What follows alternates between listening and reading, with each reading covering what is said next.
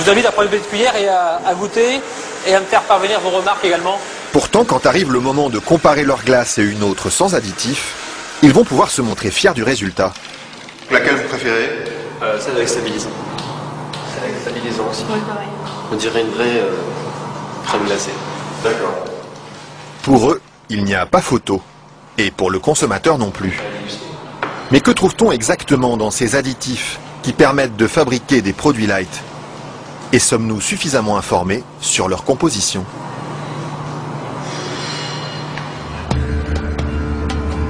C'est à Vilvoorde, à quelques kilomètres de Bruxelles, que nous sommes allés chercher les réponses.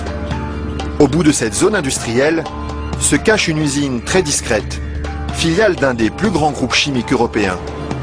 On y fabrique l'un des additifs les plus utilisés par l'industrie, le E441, plus couramment appelé gélatine. Et le responsable commercial de l'usine, Michel Vandenberg, n'est pas peu fier de nous montrer tout ce qu'on arrive à fabriquer avec son produit miracle. Alors je vais vous montrer quelques exemples des principales applications de la gélatine. On a naturellement le secteur alimentaire qui est l'application la plus importante au niveau mondial. Alors, vous avez ici tous les produits gélifiés. Le premier marché pour lui, ce sont les bonbons. Mais on trouve aussi sa gélatine dans des gélules pharmaceutiques, des pellicules photo et même des shampoings. Il y en a partout de produits finalement. Ben, ce serait pas mal qu'il y en ait partout. Mais pour ça, il faut produire toujours plus. Alors ici, l'usine tourne à plein régime. Et la fameuse gélatine de Michel Vandenberg, la voici qui sort, tout au bout de la chaîne.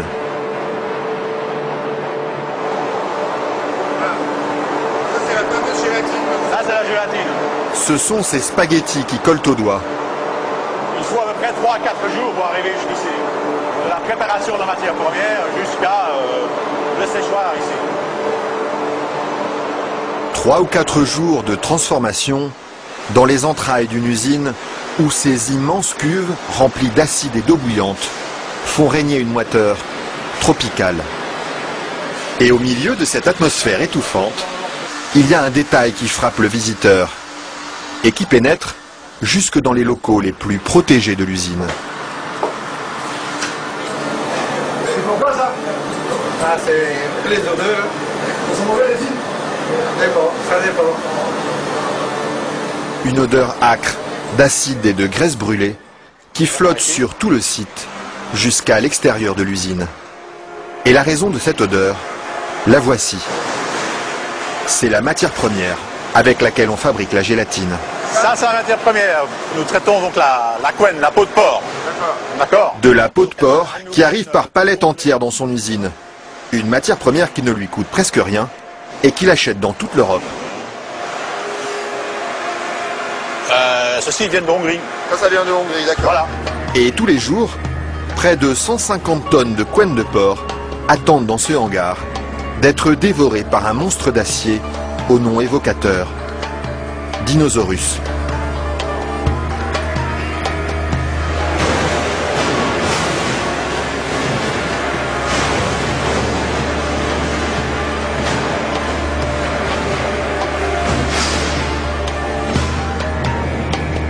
Grâce à cette matière première bon marché, Michel Vandenberg parvient à vendre sa gélatine à moins de 5 € le kilo. Un prix défiant toute concurrence qui lui ouvre sans cesse de nouveaux marchés. Et celui qui marche bien en ce moment, c'est justement le marché des produits light. Attendez, il faut pas filmer ça à 1 minute. Mais voilà, ceci qui est un beurre allégé, 40%. Alors un fromage frais, 0% matière grasse. Et chez lui, on trouve même les plus grandes marques. Grasse. En marque Danone, taille fine. Une mousse liégeoise de chez Auchan. Voilà, une mousse de la laitière.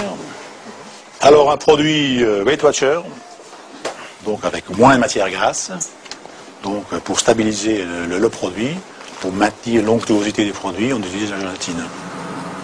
Un produit que les industriels n'hésitent pas à utiliser en grande quantité. Le seul problème, c'est qu'ils oublient parfois de l'écrire sur les étiquettes. Quand on les regarde, on lit bien la mention gélatine, mais pas l'origine du produit. Ils mettent gélatine, mais ils disent pas quelle est l'origine de la gélatine. Pourquoi? Ils n'assument pas que ce soit fait à partir de porc. C'est quoi le problème qu'ils ont avec ça? Non, mais je veux dire... Non, parce que c'est un problème, c'est un sujet très sensible. Ouais. Parce qu'il y a quand même les minorités, les minorités musulmanes, juives et autres, qui éventuellement ont des problèmes avec ça. Et ce serait bien justement de leur dire... Ça, je voudrais pas que...